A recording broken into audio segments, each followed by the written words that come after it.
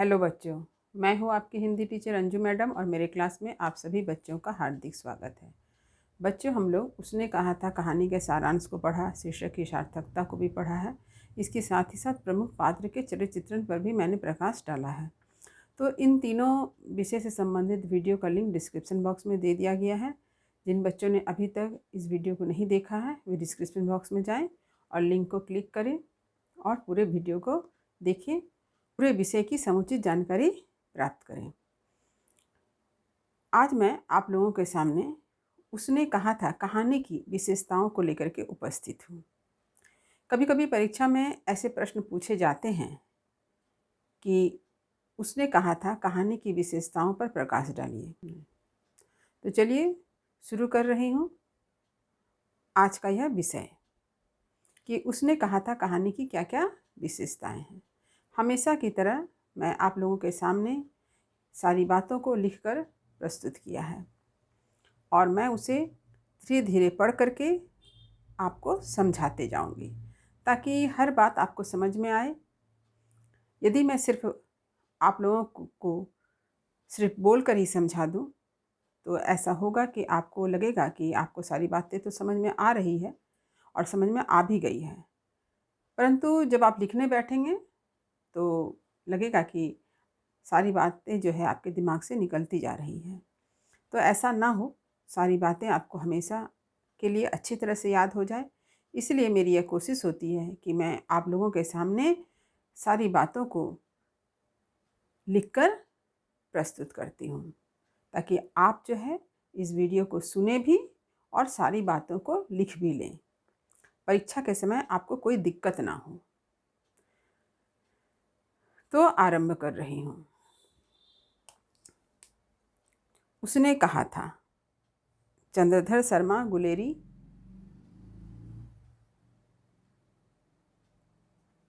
उसने कहा था कहानी की विशेषताओं पर प्रकाश डालें। चंद्रधर शर्मा गुलेरी की सर्वोत्कृष्ट कहानी है उसने कहा था। यह सर्वोत्कृष्ट कहानी है, माने सबसे उच्च कोटि की कहानी। जब तक आप इस कहानी को पढ़ेंगे नहीं तब तक आपको समझ में नहीं आएगा। तो मेरा हर पाठक से यह आग्रह है कि आप उसने कहा था कहानी को ज़रूर पढ़िए। मैं आपको इस बारे में एक बात बताती हूँ कि जब मैं क्लास 10 का एग्ज़ाम दे रही थी उस समय हम लोगों की एक सहायक पुस्तक होती थी।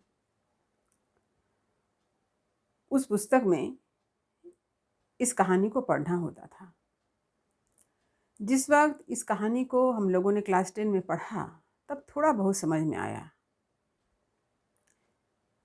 लेकिन जब मैं कॉलेज में गई, ग्रेजुएशन कर रही थी, वहाँ पर उसने कहा था कहानी को पढ़ा।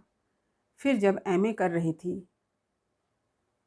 विश्व भारती शांति निकेतन से, तो वहाँ पर भी एमए के सिलेबस में उसने कहा था कहानी को पढ़ना था। तो जितनी बार इस कहानी को मैंने पढ़ा और समझा, हर बार यह कहानी मुझे हमेशा से ज़्यादा अच्छी लगी। आप भी जितनी बार इस कहानी को पढ़ेंगे आपको स्वयं अनुभव होगा कि यह कहानी सच में बहुत ही अच्छी कहानी है। इतनी अच्छी कहानी है कि मैं आपको बता नहीं सकती। अगर आप इस कहानी को समझते हुए पढ़ेंगे तो आप स्वयं इस बात को महसूस कर सकेंगे कि मैंने जो कहा है वह कितना सत्य है। तो इसलिए मेरा आग्रह है, कहानी को अवश्य पढ़ें।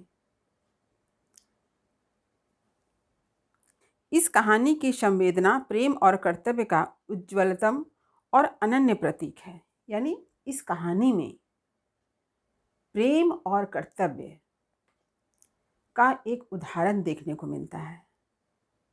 और ये प्रेम और कर्तव्य का प्रतीक कौन है? लहना सिंह है, इस कहानी का प्रमुख पात्र। इसके कथानक का आरंभ दोनों यानी बालक और बालिका के सहज आकर्षण और कर्तव्य से होता है। बालक के मन में जिस पवित्र प्रेम का उदय होता है वह भावों की दुनिया में खो जाता है। कालांतर में संयोगवश एक बार फिर इसका उदय होता है परंतु वह केवल विशुद्ध कर्तव्य बन जाता है। उसकी चरम परिणति त्याग उत्सर्ग के संधि बिंदु पर होती है। यानी ये कहानी का एक सार है, समझिए। इस कहानी के आरंभ में ही आप देखेंगे कि बम्बू काट जो बाजार है वहाँ पर एक बालक जो 12 वर्ष का है, एक बालिका जो 8 वर्ष की है, उसके मिलने से यह कहानी आरंभ होती है। दोनों में एक सहज आकर्षण है। सहज आकर्षण यानी ये बाल्यपन है ना। इन्हें समझ में नहीं आता है कि ये क्यों एक दूसरे को अच्छे लगते हैं। यानी लहना सिंह को वह लड़की क्यों अच्छी लगती है ये बचपन में समझ में नहीं आता है, किंतु उसे अच्छी लगती है, इसलिए वो बार बार उससे पूछता है तेरी कुड़माई हो गई। तो यह जो बात है, यह बात ही बदलाती है कि लहना सिंह के मन में उस लड़की के प्रति एक सहज प्रेम था, और जिसकी परिणति किस रूप में बदल होती है, त्याग और उत्सर्ग। यानी कालांतर में जब लहना सिंह की मुलाकात उस लड़की से जो अब सूबेदारनी बन चुकी है उससे होती है, तब वह उसके प्रति अपने पवित्र प्रेम को किस में बदल देता है, त्याग में बदल देता है, बलिदान में बदल देता है।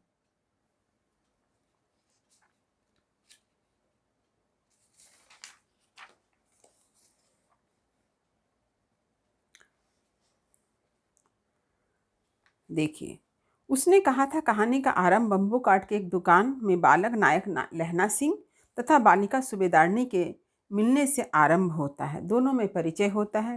लड़का हर बार लड़की से पूछता है तेरी कुड़माई हो गई। हर बार जवाब मिलता है धत।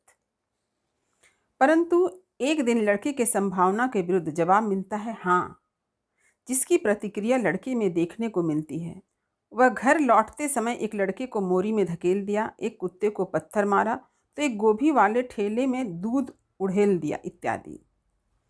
तो जो अभी मैंने बताया कि कहानी के आरंभ में ही आप देखेंगे कि एक दुकान में एक लड़का और एक लड़की मिलते हैं, दोनों में परिचय होता है। लड़का हर बार लड़की से प्रश्न पूछता है तेरी कुड़माई हो गई, और लड़की हर बार जवाब देती है धत।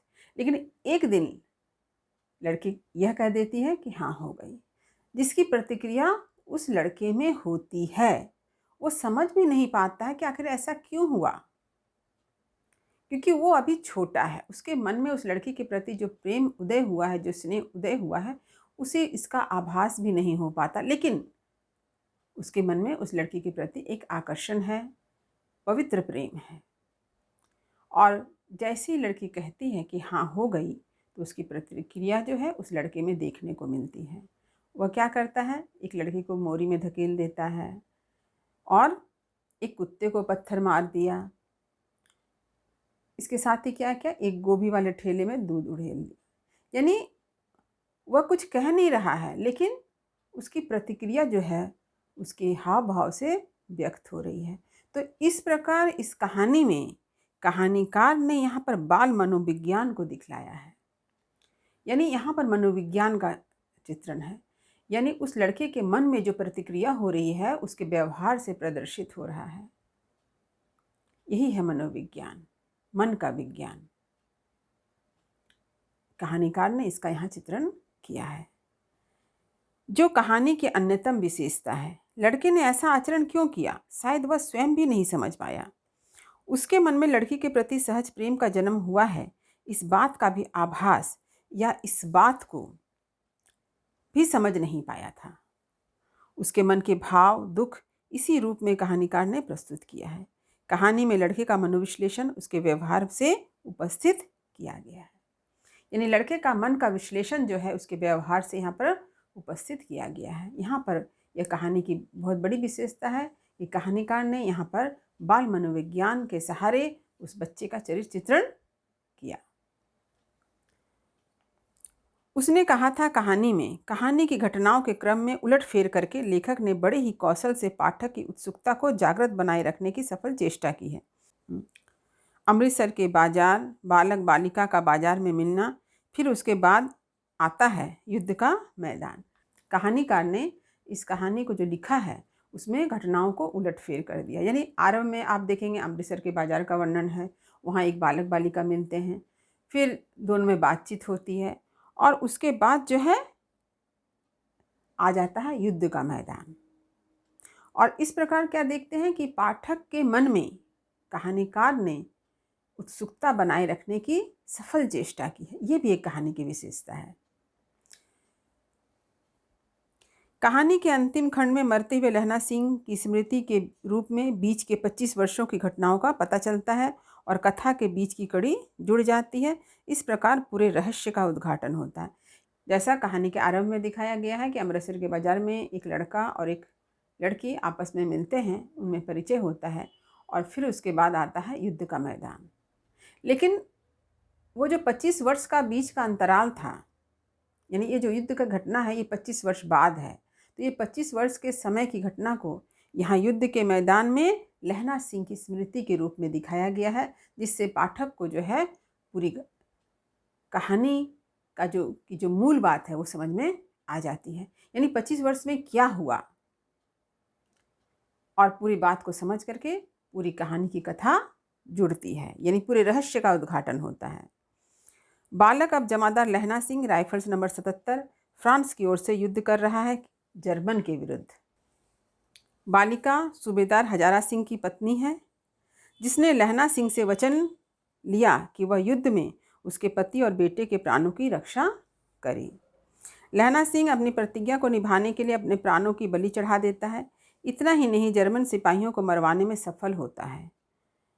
इस युद्ध में उसे गोली लग जाती है, फिर भी उसे सांत्वना है कि उसने सूबेदारनी के कहे कथन को निभाया है।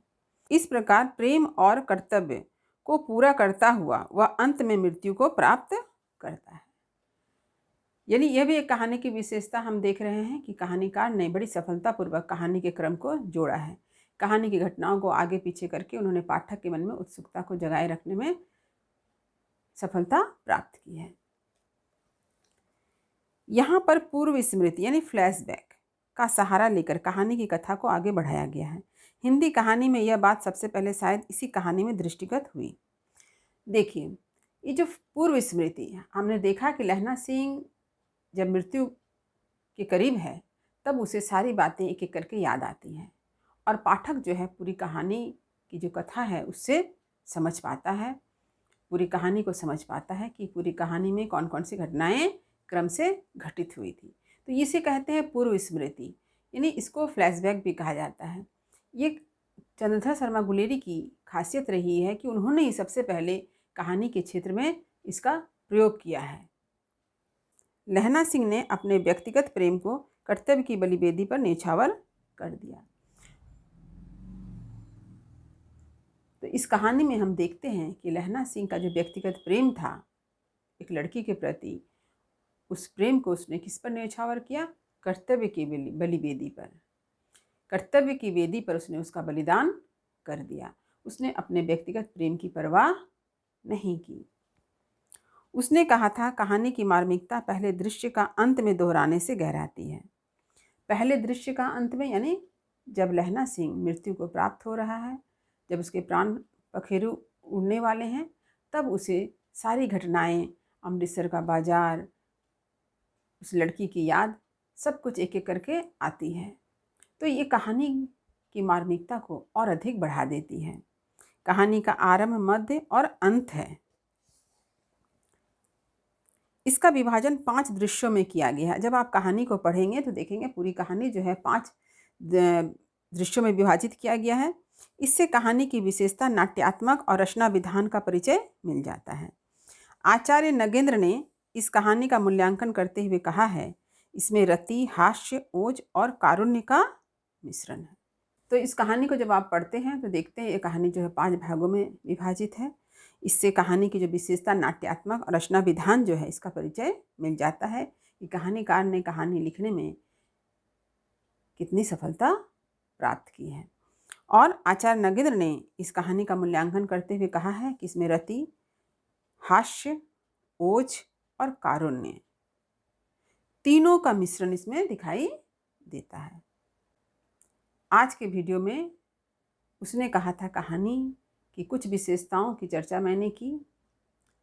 अगले वीडियो में उसने कहा था कहानी के कुछ और विशेषताओं को लेकर मैं आपके सामने फिर उपस्थित रहूँगी।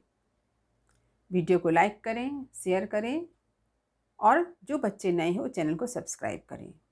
उसने कहा था कहानी की विशेषताओं को मैंने 2 भागों में आप लोगों के सामने उपस्थित किया है। तो अगला वीडियो आप अवश्य देखें ताकि उसने कहा था कहानी की अन्य विशेषताओं से भी आपका परिचय हो सके। तब तक पढ़ते रहिए, जीवन में आगे बढ़ते रहिए। मेरी शुभकामनाएं आप सभी बच्चों के साथ है। धन्यवाद।